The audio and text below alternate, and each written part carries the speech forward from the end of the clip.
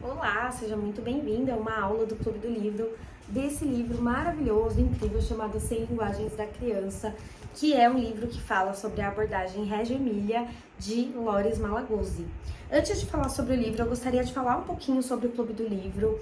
A ideia inicial do Clube do Livro, foi um projeto incrível, mas a forma como eu quis conduzir esse Clube do Livro, ele me deixou perdida, porque eu quis detalhar muito sobre os livros e fazer aulas muito longas, e eu acabei me perdendo nesse processo.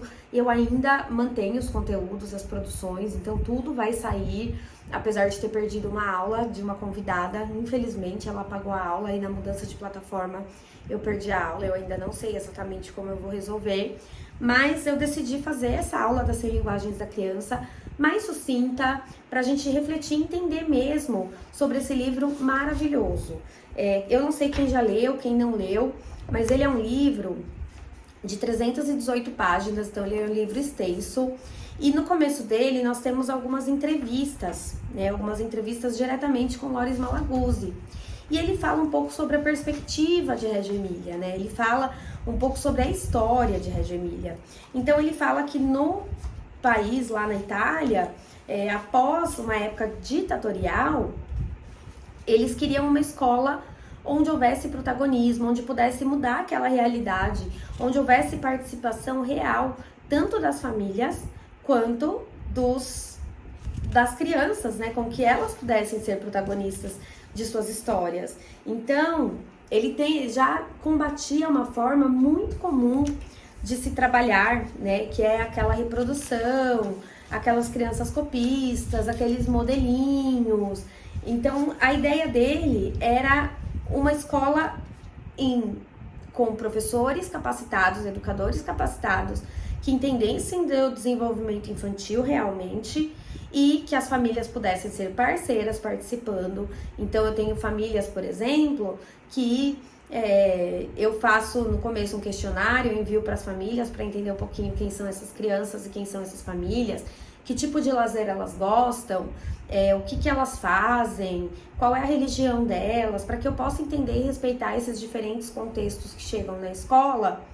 E nesse ponto, eu posso pedir, perguntar o que essas crianças, o que essas famílias fazem, que tipo de lazer essa criança tem, como que eu posso fazer com que essa família esteja na escola ajudando, qual que é a profissão desses familiares. Então, em Reggio Emilia, há essa parceria. Então, nós temos que pintar a escola, nós vamos chamar as famílias para participar. E a família, ela entende e participa desse processo de uma forma muito ampla e muito rica. Então, essa é a ideia-chave, o ponto central, A criança protagonista, que a partir dos interesses dela, nós temos uma aprendizagem baseada em projetos. E também, é claro, nós teremos uma participação muito forte da família, professores e educadores que pensam, que refletem, que têm horário de estudo, de reflexão, de diálogo, de troca, e que eles possam também, a partir daquelas questões que as crianças trazem, com que eles possam conseguir ter um trabalho muito mais efetivo, onde as crianças elas gostam de aprender, elas são investigativas, investigadoras, elas querem participar e aprender. Isso é fundamental. Então, quando eu penso em Reggio Emilia também, eu tenho aí a ideia dos ateliês, da aprendizagem baseada em projetos. Eu vou falar um pouquinho mais sobre os projetos aqui. Mas no caso, o ateliê, ele é um espaço para a criança com diferentes materiais, em diferentes suportes, ela possa explorar e se expressar livremente, mas com mediação, porque Reggio Emilia, essa abordagem fala muito sobre as mediações. Não é deixar a criança pela criança, dar todo dia um papel de sulfite em branco e deixar a criança desenhar. É trabalhar com cores, com luzes, com formas, com pedrinhas, com conchinhas, com folhas secas. E não aquela folha seca onde eu vou pedir para todo mundo fazer uma borboleta de folha seca. Não, onde eu vou deixar a criança, alguns vão fazer uma borda, alguns vão desenhar no meio, e a gente vai usar carvão, e a gente vai usar papel craft. E as crianças vão explorar também movimentos diferenciados. Então eu vou ter crianças que vão pintar, vamos fazer hoje uma pintura embaixo da mesa, então eles vão mudar a posição do corpo. Por quê? Porque o corpo ele expressa aquilo que está no pensamento da criança. Então, quando eu tenho uma criança que está desenhando na parede, quando eu tenho uma criança que está pintando embaixo da mesa, quando eu tenho uma criança que está fazendo outras coisas, eu tenho uma potencialização das aprendizagens, né, que sai daquele modelo onde eu espero que crianças de 3, de 4, de 5 anos fiquem sentadas enfileiradas, fazendo letrinha A pontilhada e achando que ela está aprendendo muito e ainda deixando as famílias felizes com isso. Em Reggio Emilia, as famílias elas entendem esse papel da escola, eles entendem sobre o desenvolvimento que a criança deve ter, e as crianças elas são alegres, né, nessas escolas, elas são felizes. Então, para Reggio Emilia é muito importante, né, para essa cidade da Itália, né, como vocês sabem, o idealizador é o Loris Malaguzzi, o mais importante é um trabalho coletivo dos professores e não apenas, né, vamos fazer tudo igual, todo ano eu pego meu planejamento e eu refaço. Não, são professores que conversam, que se formam, que pesquisam, que estudam, e é muito importante quando eu tenho professores que ainda valorizam muito práticas de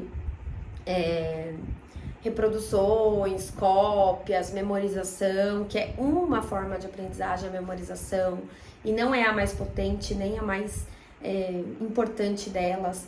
Então, quando eu tenho esse tipo de trabalho, né, onde a criança ela tá no centro do papel e o adulto vai mediar esses processos, oferecendo materiais diferenciados, oferecendo diferentes coisas, eu tenho uma grande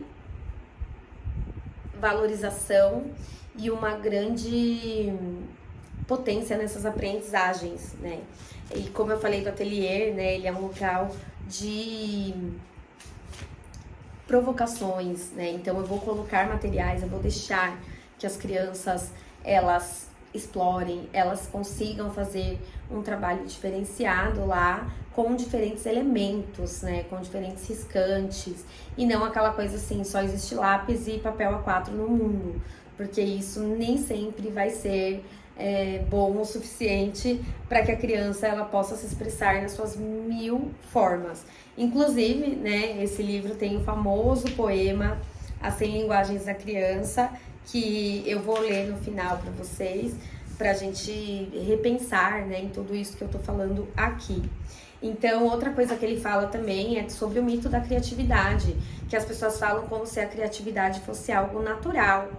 E não necessariamente é natural. Nós podemos, né, por meio de múltiplas experiências, fazer com que essa criatividade ela seja potencializada, né? Então, existe sim estímulos no ambiente que vão fazer com que a criança ela esteja cada vez mais ativa e com que ela possa, com um amplo repertório, produzir cada vez mais. Então, a criatividade ela pode ser tanto favorecida quanto desfavorecida, de acordo com as experiências que se tem. E também a Reggio Emilia fala muito sobre, né, essa abordagem, o respeito pelas diferenças da criança, né? Quando eu respeito o que a minha criança sabe, o que ela traz com ela e o que ela gosta, eu consigo respeitar essa criança. Independente se for uma criança com deficiência, uma criança com algum tipo de laudo, uma criança com algum transtorno ou uma criança com alguma suspeita mesmo, eu vejo que a escola romantiza e valoriza muito o laudo, né? Mas o laudo necessariamente para a escola ele não faz tanta diferença. Por que não? Porque o laudo ele existe para família, buscar um benefício, buscar terapias, acompanhamentos que vão ser benéficos para a escola. Mas, independente se eu tenho um laudo ou não, eu preciso trabalhar com a minha criança a partir dos gostos, dos interesses e das dificuldades que ela tem. Então, é muito importante a gente entender isso, que as dificuldades da criança serão trabalhadas de qualquer forma. E aí, né, aqui nesse capítulo 4 dessa parte 2, fala sobre essa parceria com a comunidade, professor, na administração da escola.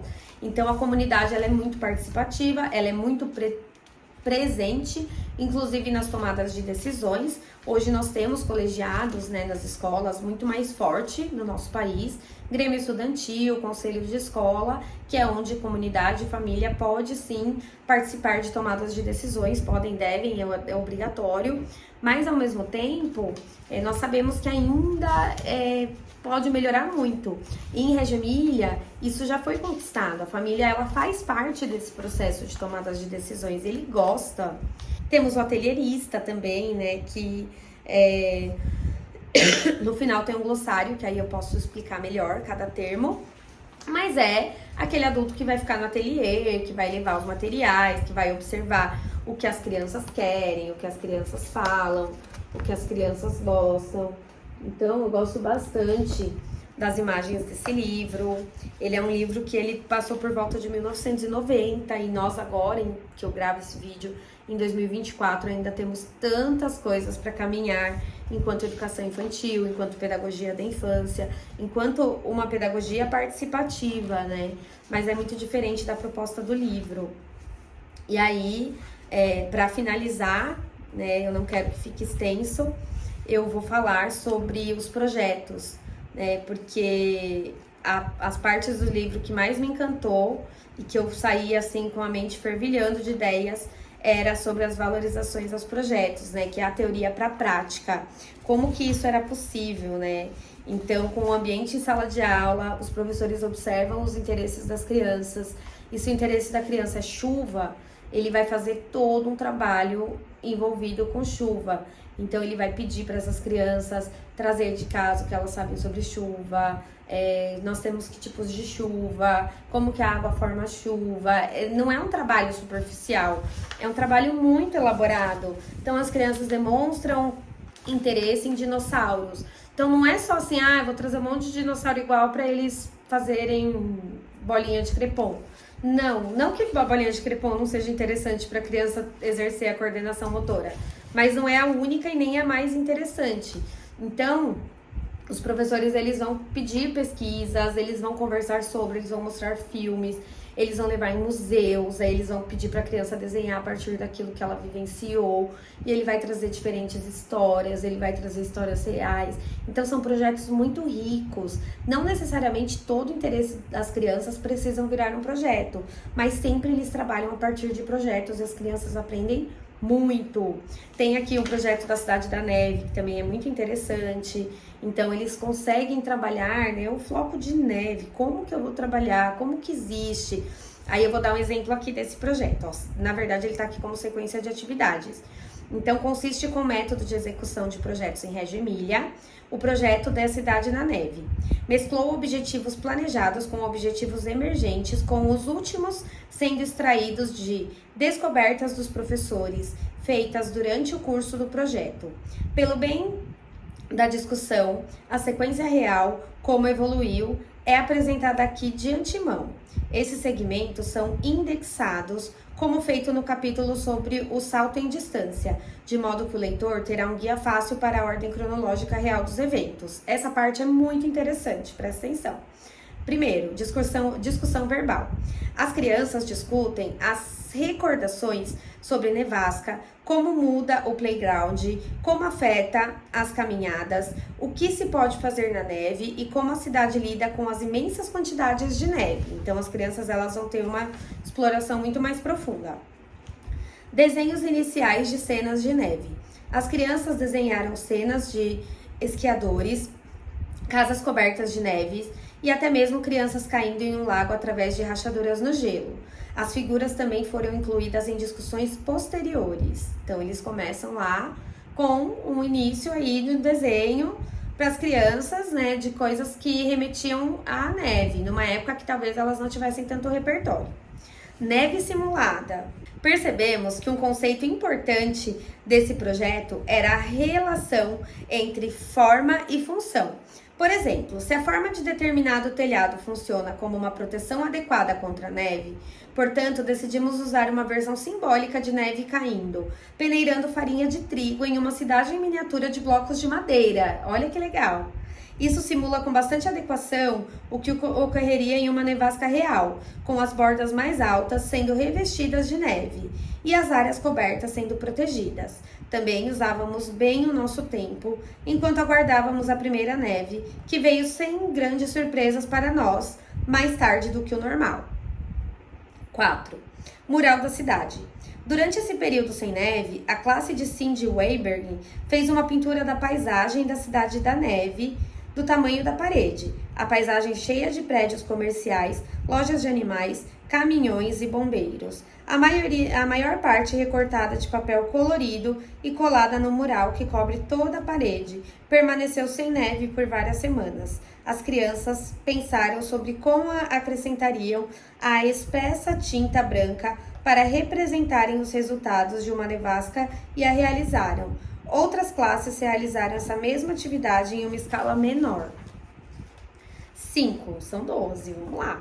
Experiência de campo da primeira neve. Nevou em janeiro de 1989. As crianças saíram para a neve cheias de indagações levantadas nas atividades anteriores. Então, elas já foram instigadas e elas foram para a neve, né, já com uma bagagem maior, com repertório e com curiosidades para investigar. 6. Segundo o desenho da nevasca. Após a nevasca simulada e a experiência real do campo, as crianças novamente fizeram desenhos da neve sobre a cidade. Esses novos desenhos mostraram maior preocupação com a colocação exata da neve nas bordas e superfícies protuberantes.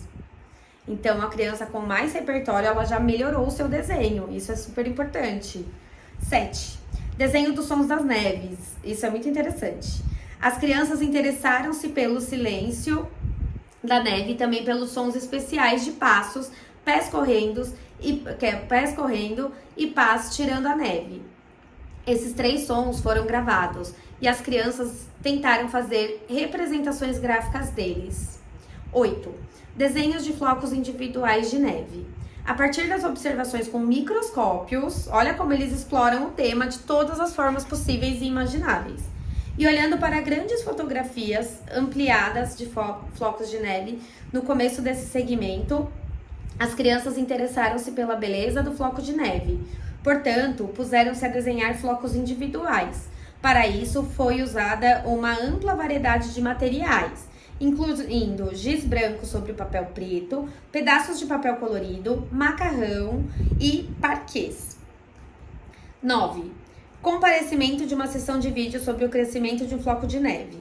Por incrível que pareça, coincidência, tínhamos um videotape de 3 minutos disponível, isso lá em 89. Hoje em dia é muito mais fácil de usar a tecnologia ao nosso favor, né? Que mostrava o crescimento de um floco de neve com a fotografia tomada a intervalos de tempo. As crianças assistiram esse vídeo diversas vezes, sabendo que depois desenhariam o que estavam vendo. 10. Desenho do crescimento de um floco de neve. As crianças receberam longas folhas de papel e foram solicitadas a dividir o papel em 4 painéis.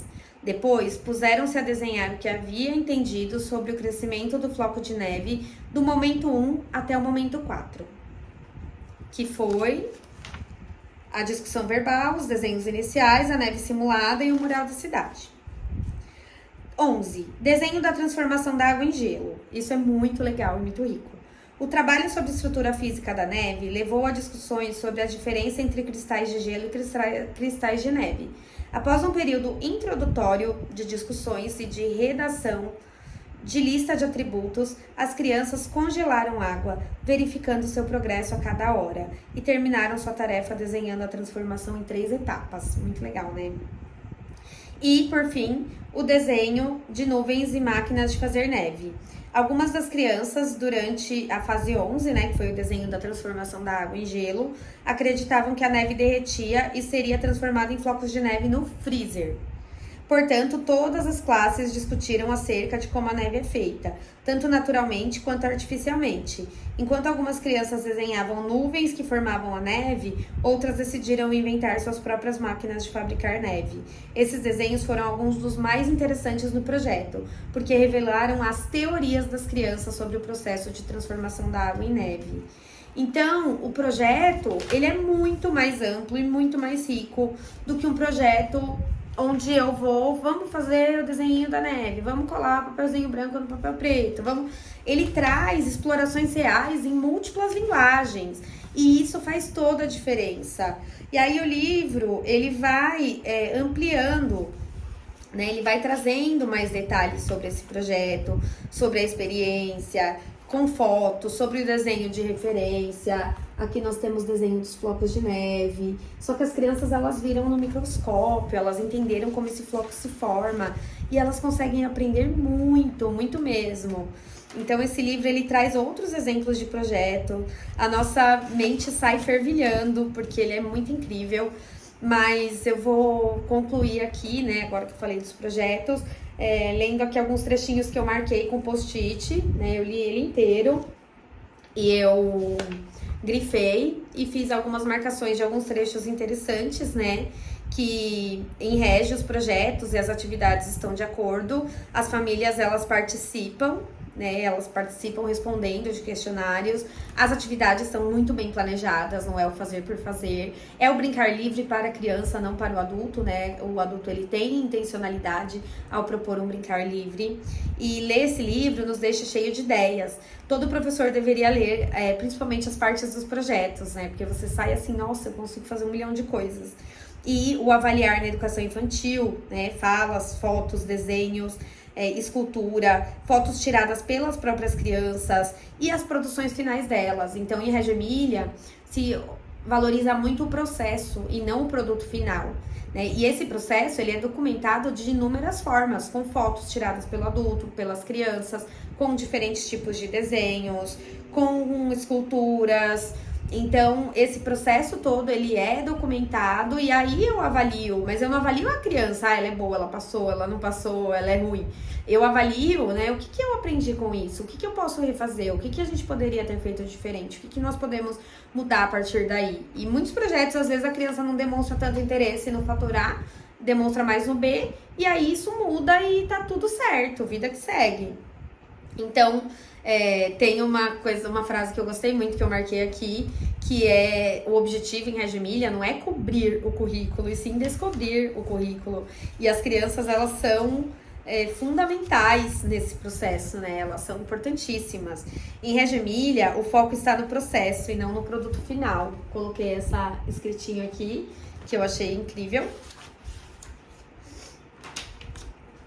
E a importância, né, do protagonismo ao oferecer as atividades para as crianças.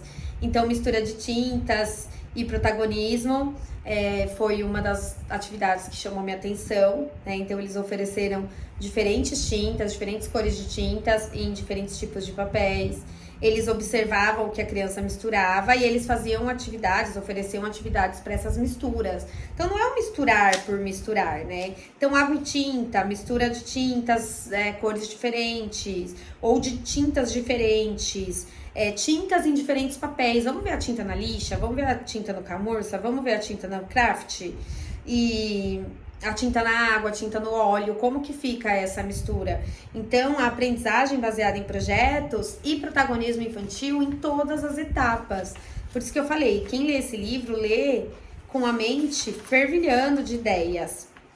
Aqui tem outro grifo que eu gostei muito, que diz assim: em Reggio e nas primeiras escolas progressistas, havia um respeito profundo pela criança e um prazer óbvio em ouvir e aprender com elas. Eu achei isso muito lindo, né? Porque é realmente ouvir a criança e nortear um planejamento a partir daí.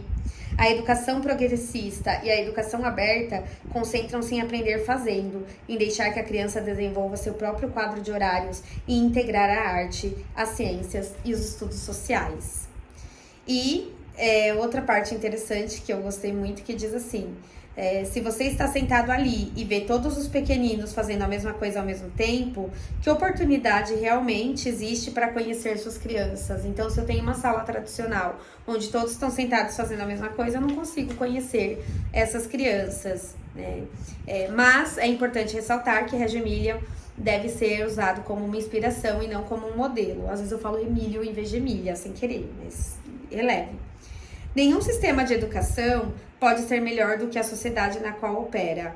E nos Estados Unidos, eles se preocupavam cada vez menos com as crianças e com as escolas e mais com o individualismo e o materialismo. E isso se refletiu na educação, né? E isso se reflete ainda, infelizmente. Outro trecho que eu gostei. Eles precisam voltar sua energia criativa, não apenas para a reforma educacional, mas também para o cenário social e político. Uma sociedade humana parece ser pré-requisito necessário para escolas mais humanas. É difícil ter escolas humanas com uma sociedade pouco humana, né? Mas esse livro é muito maravilhoso. Ele explica aqui, né, como preparar um projeto. Então, pensar no termo de reconhecimento em vez de planejamento. Usar pequenos grupos de 2 a 6 crianças no trabalho em projetos. Dar liberdade a temas distantes da experiência cotidiana. Desafiar as crianças a fazer algo grande ou complicado. Não evitar temas emocionalmente carregados, apresentar o projeto como uma necessidade a ser exibida e comentada, estar preparados para qualquer coisa, debatendo as possibilidades e prever de que maneira o conteúdo acadêmico pode surgir naturalmente. Então, não é tudo já fechadinho e prontinho. E aí, o livro traz outras estratégias, né, de representação, de dinâmica de grupo, de estratégias didáticas, de objetivos cognitivos e de interpretação do trabalho das crianças. E aí tem um glossário que fala o que são algumas palavras, né, eu vou ler para você. Asilo Nido é a creche educacional de turno integral para crianças dos 4 meses aos 3 anos, seria uma creche. Assessore, oficial eleito, subordinado ao prefeito, encarregado de toda a educação pública da cidade. Atelier, oficina ou estúdio, mobiliada com uma variedade de materiais e de recursos usados por todas as crianças e adultos em uma escola. Atelierista, professor com formação em educação artística ou um artista local encarregado do atelier. Esse profissional tem a função de auxiliar no desenvolvimento do currículo, bem como registrar e documentar as atividades realizadas. Comuna, também chamado de município, é o governo da cidade e o prédio onde está localizado. Consiglio di Gestione, conselho de administração baseada na comunidade, comitê eleito de pais, cidadãos e educadores servindo em uma pré-escola ou creche. Consulta de Asilo Nido e della Escola del Infância, que é o Conselho Municipal de Educação para Creches de Pré-Escola, composto de representantes de juntas da consultoria, tem autoridade de governo sobre os sistemas para a primeira infância. Diretore, que é o diretor de educação para a primeira infância, que é o profissional civil que supervisiona todo o sistema pré-escolar e de creches, garantindo a qualidade e a integridade dos serviços educacionais oferecidos às crianças e às famílias. Gestione sociale. A gestão social é a administração baseada na comunidade, isso é, o sistema de gestão envolvendo representações de diferentes setores da comunidade local, praticado no Sistema Municipal de Reggio Emilia para a primeira infância. Operatore, professor, em um centro para bebês ou creches. Pedagogista, coordenador pedagógico. Eu falei errado, desculpem. Age como consultor auxiliar e coordenador de diversas pré-escolas e creches. A equipe de pedagogiste serve sob o diretor, que é responsável pela pré-escola e creche na cidade. Escola del Infância, que é a pré-escola, centro educacional de cuidados infantis, de turno integral para crianças de 3, 4 e 5 anos de idade. Então, no final tem esse glossário. E agora, para finalizar, eu vou ler o poema maravilhoso, 100 Linguagens da Criança, para a gente refletir mais um pouquinho e encerrar essa aula. A criança é feita de 100. A criança tem 100 mãos, 100 pensamentos, 100 modos de pensar, de jogar e de falar. 100, sempre 100 modos de escutar, as maravilhas de amar. 100 alegrias para cantar e compreender. 100 mundos para descobrir. 100 mundos para inventar. 100 mundos para sonhar. A criança tem 100 linguagens e depois 100, 100, 100. Mas roubaram-lhe 99. A escola e a cultura lhe separam a cabeça do corpo. Dizem-lhe de pensar sem as mãos, de fazer sem a cabeça, de escutar e de não falar, de compreender sem alegrias, de amar e maravilhar-se. Só na Páscoa e no Natal, dizem-lhe, de descobrir o mundo que já existe, e de 100 roubaram-lhe 99. Dizem-lhe que o jogo e o trabalho, a realidade e a fantasia, a ciência e a imaginação, o céu e a terra, a razão e o sonho são coisas que não estão juntas. Dizem-lhe que as 100 não existem. A criança diz, ao contrário, as 100 existem. Bonito e, ao mesmo tempo, um pouco triste quando a gente pensa que ainda separamos as crianças e deixamos que ela tenha uma linguagem e 99 vão pro ralo. E é isso aí, espero que você tenha aproveitado essa aula sobre esse livro incrível, maravilhoso, e que você se inspire para lê-lo, porque ele é muito bom. E é isso aí, um grande beijo, até a próxima.